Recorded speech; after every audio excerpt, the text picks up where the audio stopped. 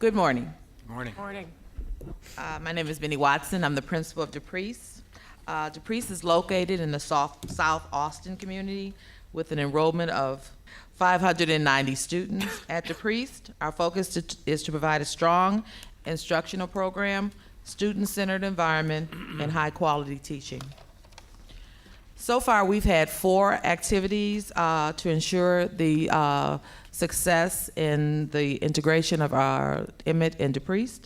The first one was the transitioning planning meeting where DePriest and Emmett teachers, career service, and local school council members worked collaboratively to discuss how we would develop our cultural integration plan. First thing we did, we had a kindergarten planning session, and we had the kindergarten students from Emmett come over to DePriest. They brought flowers. They planted the flowers with the kindergarten students at DePriest, and then afterwards they had lunch and recess together. It was a lot of fun. The next thing we did, we had laser tag, and this was a activity where they had to develop teams, and so the children were from 5th, 6th, and 7th grade from Emmett and DePriest, and they worked together as teams, and they fought laser tag. It was a friendly game. And then they had a pizza lunch afterwards. The next activity we had was a meet and greet, and we had the Emmett families come over to DePriest with their children. Our teachers and our students were the tour guides, and we broke down by grade levels, and they took them completely around the room. We had a State of the Union address. We explained what was going on at DePriest and what they could expect when they got there. Afterwards, we had a book giveaway, and all the children walked out with book baggies, and we had light refreshments, and it was really a nice time. And the last thing, and I think one of the most important things we did, we had a town hall meeting at DePriest with our 5th, 6th, 7th, and 8th grade students. And basically, the teachers wanted to sit down with them to ask them what they could do to make the transition easier for the Emmett students. And they came up with some really good ideas. I won't talk about all of them, but I will speak to one. Sorry. Nervous. They talked about climate. Basically, they said we won't refer to the incoming Emmett students as them. They will be part of our family, and we'll create activities and greet them warmly and informally and speak regularly to them until they feel comfortable. And there's a whole list of other things that they came up with. But we thought that was powerful because these are the students that they'll be sitting next to, and they want to make sure that they feel welcome when they come. And thank you.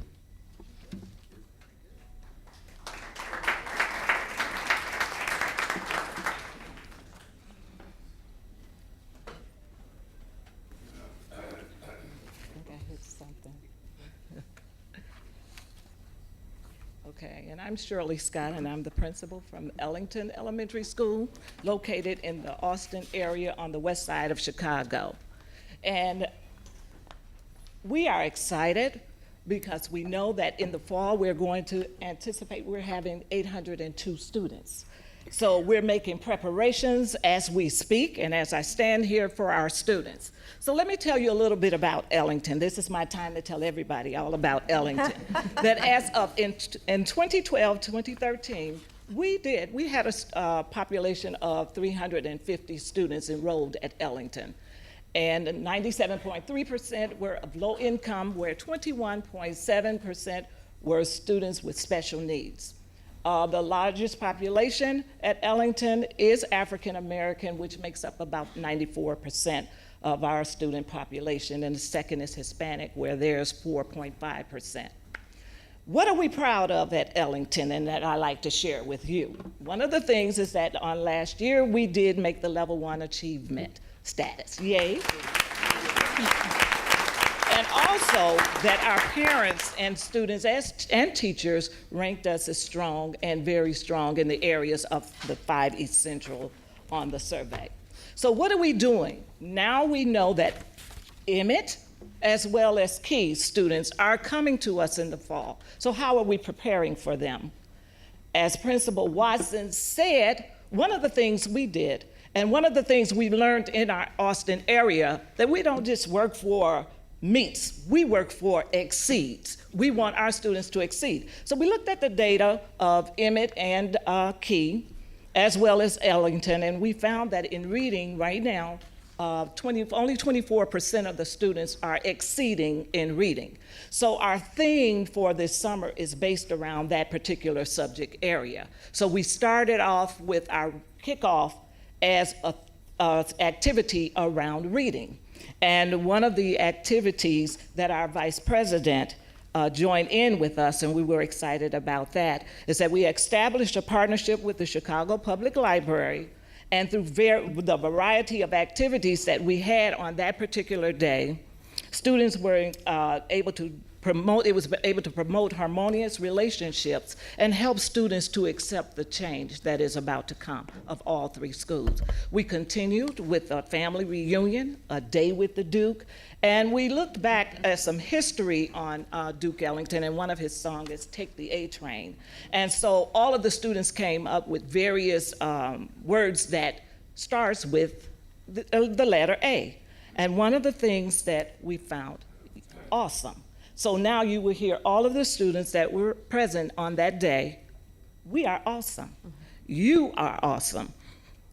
Our friends from Channel 26 came out and gave us some motivated the students by giving them some speech to inspire them to accept the change and to know that you're not just coming from a school that is closing, but you're getting ready to join a new educational family. And so we had a good time. A lot of things were done on that day. A student that's 11 years old, successful singer, came out and sung some of Duke Ellington's songs. As we continued, we ended in June with the middle schools of all three schools coming by, and they got an opportunity to exchange, to talk about some of the things that they would like to bring to their school. Ellington students got a chance to exchange some of the things that's going on now. They got an opportunity to talk about me and how I am. And we did some certain demonstrations. And as a result, they came up with, as Principal Watson says, ideas on how are we, since it is happening, how are we going to make this thing work? And I'm using their term. How are we going to make this thing work? And a lot of interesting things came out, and I do believe it's going to be a smooth transition. We continued by building the culture connection through reading, still with reading, and still with our partnership with the Chicago Public Library. The kids will be taking various field trips. But the objective of it is to provide an opportunity for the students' parents to socialize and engage in discussion about featured books or storylines and how it relates to their own child experiences as well as family experiences as we make this transition. And then, of course, Duke Ellington is what it is. Music is a big part of our school. Recently, last year, we have a very strong music program. And so through the arts, we thought we will engage the students in music where they can learn a few musical notes as well as how to compose songs. That's where we're moving into with the new music teacher that we have, as well as a little bit of dance to release some of the stress. And from that, the students, members, will capitalize on their strengths and their weaknesses. Okay, lastly, our vision at Ellington is very, very important to us. And because we follow our vision, our mission, and our theory of action, Ellington's staff, I have a wonderful staff, believes that our school is the best place for children to grow and develop. We know our students, we have an idea on what's going to come, and each teacher is preparing over the summer or thinking about how I'm going to make my classroom more nurturing for these students that will be new to their rooms. Because we follow our vision, our mission, and our theory of action, Ellington has developed a working professional learning community where we are committed to education of all children. Because we follow our vision, Ellington has confidence in our students' ability to learn, and we're working towards preparing them to be college and career ready. And because we follow our vision, Ellington works as a unit to show great compassion for our children and assure that their needs are being met. I thank you for having this opportunity to tell you about Ellington, and because we are a welcoming school, we have no doubts that our transition will be a smooth one.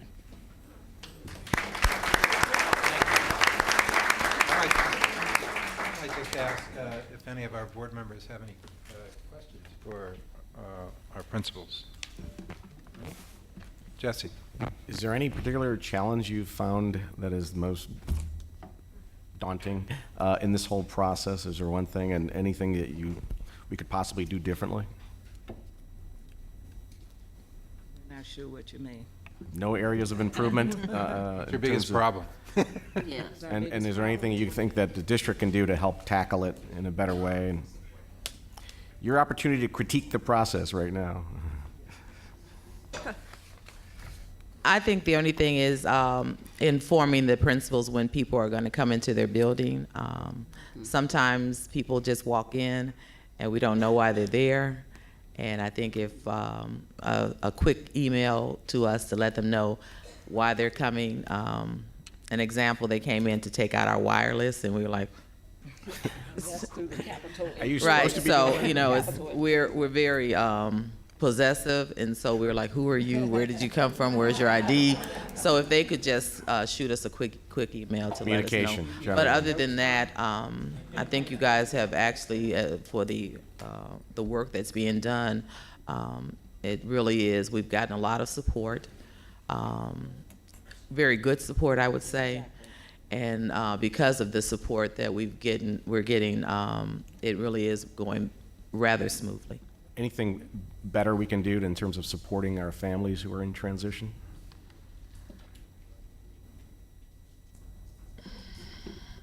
Personally, I think the support will probably be around the middle school children. They are the ones who have been at the school the longest, and they are the ones who will feel the separation the greatest. And so the social, emotional piece will be very important for them. It's very difficult at that age just to be at that age. And so to leave where you've been 9 years or 8 years and to come into the new, I think there should be some, we have him, but just make sure there's wraparound services for those children, because they're the ones, the 6th, 7th, and 8th graders are the ones that are going to feel it the most. Great. Thank you for that feedback. And the only thing that we would want to make sure is that everything is in place in August. Yeah. I have a question. I have a related question to Jesse's. Is it your sense that, and this is related to communications, and you're dealing with the parents, that they're getting the information that they need to engage in the process and to understand what's happening? So far, I believe the ones who came over for the meet and greet, they were very informed. Exactly. They had already registered and made choices. They were grateful that they had the opportunity to make the choice, not just have to send their child to the welcoming school. Some really made conscious choices, and with the conversations that I had with the parents, and I'm sure Shirley also, they were grateful for that, because it is important as a parent to think that you have say in where your child is going to end up. Thank And you. they were very, very aware of what the process was. Great. Thank you. And then they will call the schools if they have additional questions. Thank you. Other questions? Well, I want to thank two people that are standing next to us, Dr. Roberts and Dr. Bibbs, and also Ms. Little. They and Mr. Terrell, they have been just instrumental, and also our chief, Chandra James. Exactly. I think we have the best team the best network. And so we're going very Austin, smoothly North because of Lawndale. the higher support that we're getting, and we do appreciate it. You might explain who they are. I think some of us know who they are, but what their role is in your process. Well, you all know Miss Little. And you know Tom. Chandra James is the chief of Austin North Lawndale, chief of schools. Dr. Roberts is the lead PTC. I see Miss Curley. She knows our reason. And Dr. Bibbs is the lead also. But the support that is so professional. Phenomenal. It's so professional. Very good. They can answer any question, no nonsense. They tell us exactly what we need to do, send back our reports, do it over, and it's really going And well. any fires that we might receive, they take care of it for us, so it's wonderful. Okay. Well, And thanks Miss for Gurley helping used to them. be our chief, so we just want to do a shout out. And it started with her. Yes, it did. Thank you. We appreciate your coming down.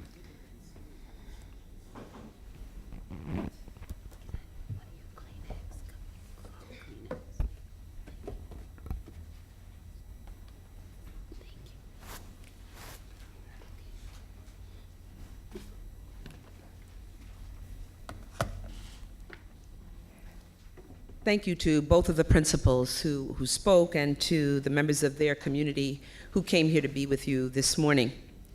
We're also off to a strong start with the logistics of the transition process. Teams have successfully completed the full inventory of furniture, technology equipment, and textbooks from our sending schools. Overall, nearly 9,000 textbooks and instructional tools have been inventoried, more than 13,500 pieces of technology equipment such as computers, smart boards, and projectors, and over 109,000 pieces of furniture have been inventoried. We've created a crystallized directory which we can redirect those resources to the welcoming schools and/or to other schools throughout the district that are in need. Throughout the course of this summer, we will transfer the technology equipment to welcoming schools, and they will also receive upgrades as needed to accommodate the additional technology and internet capacity needed. The technological infrastructure to fully support 21st century teaching and learning will be in place day one when school opens. While the priority for redirecting school materials will go to the welcoming schools, I want to assure this board that we will also make sure that the additional resources and materials are distributed to other schools throughout the district. Lastly, the city sister agencies and departments have been busy working with us as well. Construction teams from the PBC are mobilized, and PBC has completed 100% of the facilities assessments, site surveys, environmental surveys, and geotechnical surveys for elevator installations and ADA ramps. PBC has established 17 projects that will bundle the design and renovation of the welcoming school buildings after reviewing proposals from nearly 40 design build teams. They've hosted 6 minority and women-owned business outreach sessions, attended by more than 1,000 participants, and held 4 job fairs resulting in over 500 applications. From the Parks Department, coordinated park supervisors and principals from both the sending and the welcoming schools are scheduling mixers in Chicago's parks for students and their parents throughout the summer. Department of Streets and Sanitation has addressed more than 11,000 service requests along the proposed safe passages routes. These include towing more than 250 abandoned vehicles, removing more than 1,300 instances of graffiti, mowing over 2,000 lots, and trimming 1,700 trees. Departments of Buildings has identified 478 vacant buildings along the proposed safe passage routes, and they are already addressing 309 of those total. The remainder will be boarded up and secured over the summer. CTOT has fixed 857 streetlights that were not working along the safe passage routes, and they have updated 234 street paint markings.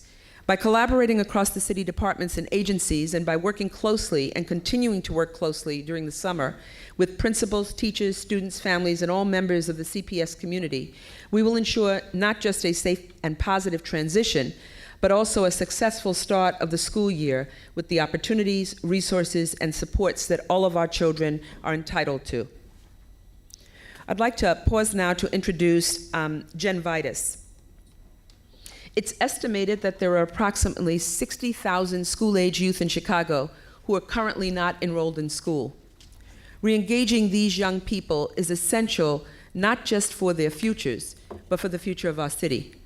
Re-engaging these young people is a priority in our action plan, which I released earlier this month. As such, we have already opened 3 re-engagement centers in the Garfield Park, Roseland, and Little Village communities.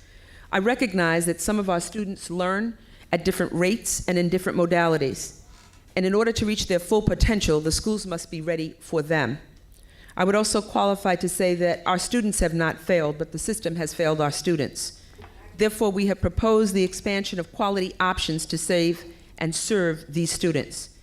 We currently have outreach workers across the city looking for what I call our lost children, the children who have disappeared from our roles and disappeared from our schoolhouses. I believe that these children are waiting for the adults in our communities to find them and to help them back into their own paths to achieve success. In order for us to accommodate these students, we will need to increase our capacity and work with providers who have a proven track record in success with this population of our students. So now I'd like Jen Vitus to outline our proposed option school strategies. You'll note I've called this option school rather than alternative, for alternative schools have now become tainted with negative connotations. We want to provide our children with options to return to schools for their education. Jen?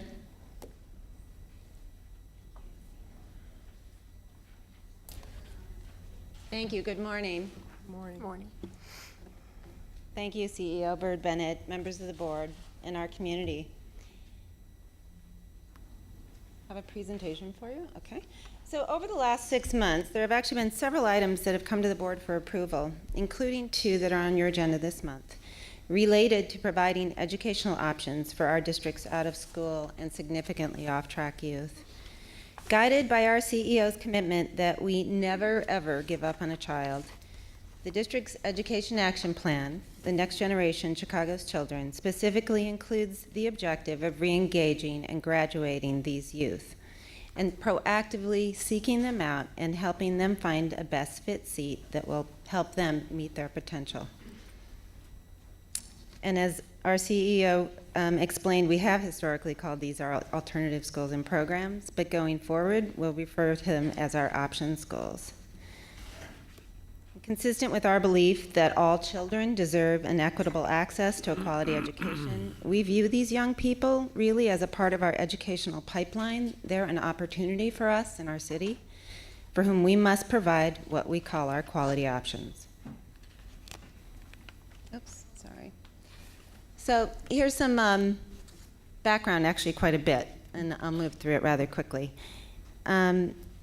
We actually took the 60,000 that was a part of original analysis and dug in a little deeper and revealed that we have 56,168 students who are no longer in school or still enrolled in school but significantly off track for graduation. And to put that in context, 60,000 or 56,000 students is comparable to many large urban districts around the country, Atlanta, Boston, and others. The cost to our society of having these students drop out and not complete school is well documented, and it's devastating, both for these young people as individuals and their families, but also for our society. A high school dropout will collect an average net of $70,000, almost $71,000 more in benefits than they will pay back in taxes. And you compare that to a high school graduate who will make a positive net contribution over their lifetime of $236,000. Really more troubling, though, is that children in households headed by dropouts are more likely to have cognitive delays, significant health problems, food insecurity, housing insecurity. And in Chicago, 15% of our Chicagoans don't have a high school diploma or their GED. And when you take a look at that number for our African American and Latino populations, it doubles. And as we also know, there is a connection between being a high school dropout and systems involvement, criminal justice systems involvement. So that 15% of high school dropouts were in jail or in prison in Illinois in 2010, and that is a rate that doubled for African American males. So the numbers are devastating. We also know that the majority of our out-of-school youth are more than 17 years old, far from graduation, and really in need of that different educational option. We also know that improvements in our district's 5-year dropout rate have been steady and incremental, moving from 50% in a decade ago to 35. Excuse me, Jen. Just stop.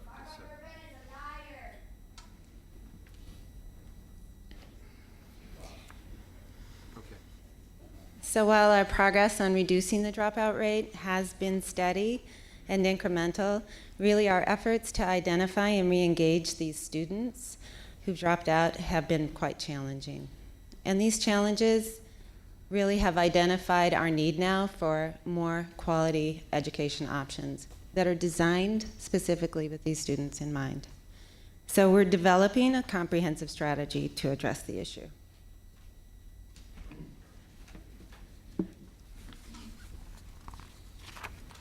To develop that strategy, we did a deeper dive into this dropout population. And there's a lot of information on this slide, and I'll try and move through it quickly. What we did is analysis of student transcripts, looking at student age, number of credits, and the kinds of credits that students had. And that's how we came up with the number of 56,168 in and out of school youth who may benefit from that differentiated option. We included our in-school youth who were at least a year off track for graduation because we know that those are the students who are at risk of fading out. We also grouped these youth by segments based on their age and distance from graduation, recognizing that the option for a 15-year-old who never completed elementary school will look very different in design from the option that we offer to a 19-year-old who may be just a few credits shy of graduation. By having this segmentation, we can determine how best to differentiate the kinds of options that we offer and ensure that we are creating the best fit seats for all of our students. And then finally, we mapped these students by home address to determine the neighborhoods of highest need and currently least served by the district. That map is in the presentation in your hands and will be part of the presentation that's posted on our website, but unfortunately not in our deck today. The importance, though, of knowing where these students are is that that will inform where we place our new option strategies and for future growth.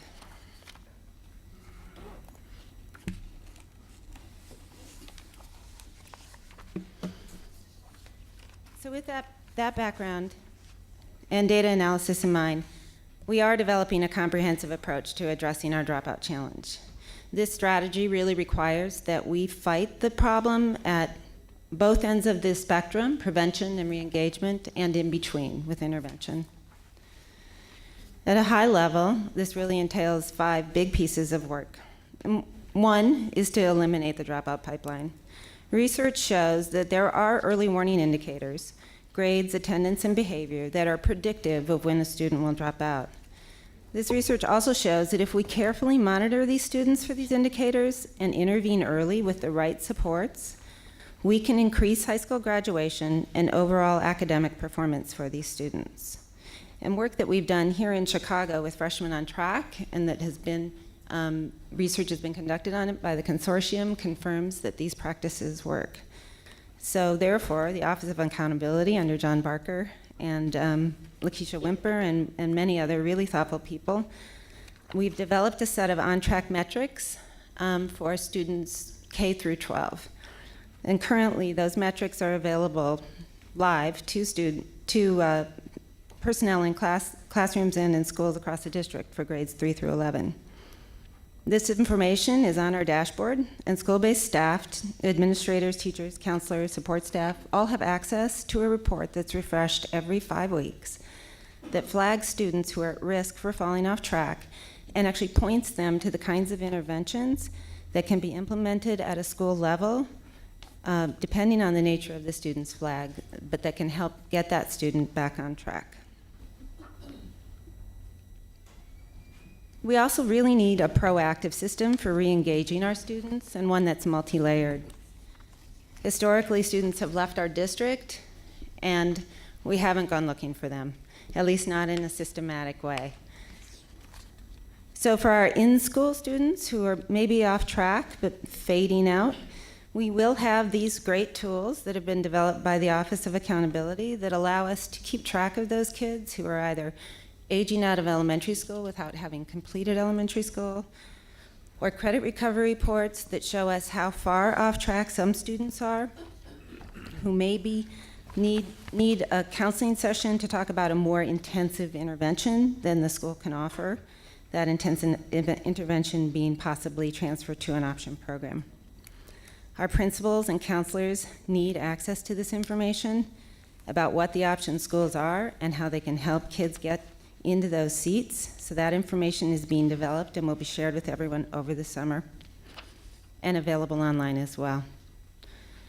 And we'll also put some additional support behind this work with a team of student transfer specialists who will work in regions across the city and really serve as a bridge between the school staff and the option school staff, and that bridge really for parents and students to make sure that they get from one place to the next. For our out-of-school youth, as our CEO mentioned, there are 3 new regional student outreach and re-engagement centers opened by the Office of Pathways. And new partners coming into the district, like Zero Dropouts, will work lists, actually pull lists of our kids who are leaving school on a weekly basis, go out and knock on their doors and call them at home and find them and invite them to return to school. And we have similar efforts in place for some special populations, including our kids in the juvenile justice system and our students who have been referred for expulsion. The next bucket is the need to adopt an accountability framework and a performance policy for these schools. Historically, the district's defaulted to the performance policy that we use for our traditional schools to evaluate our option schools. And this doesn't yield a complete or accurate picture of the performance of these schools. And we have many schools that do great work, but we haven't been looking at them through the right lens. This new framework has been developed and is in the final stages of being vetted and refined with multiple stakeholders. So when the board updates its performance policy, there will be, for the first time, a set of performance measures and a policy that's tailored specifically for these option schools and programs. And then, of course, we need to expand the options. Given the gap that we know exists, we need to make more room available for kids who we're finding and re-engaging in seats that will most likely ensure their success. And we need to make sure that we grow carefully, that we're bringing options into the district that are designed quite strategically to serve the segments of kids that we've identified, and that we're locating them in the communities where there is the greatest need and interest. And then finally, on this slide, there are a set of policies and practices that really drive the problem and also get in the way of our ability to solve it, and they're cross-cutting. And so we have, as we do this work, have been doing it and will continue to do the work, we identify those practices and policies and are taking action to get them out of the way. Some of the examples include that are ahead of us, issues related to seat time, certain graduation requirements, transfer practices that leave students in limbo, and really a lack of collaboration between all the youth-serving community that is necessary to provide the comprehensive support to these kids for finishing school.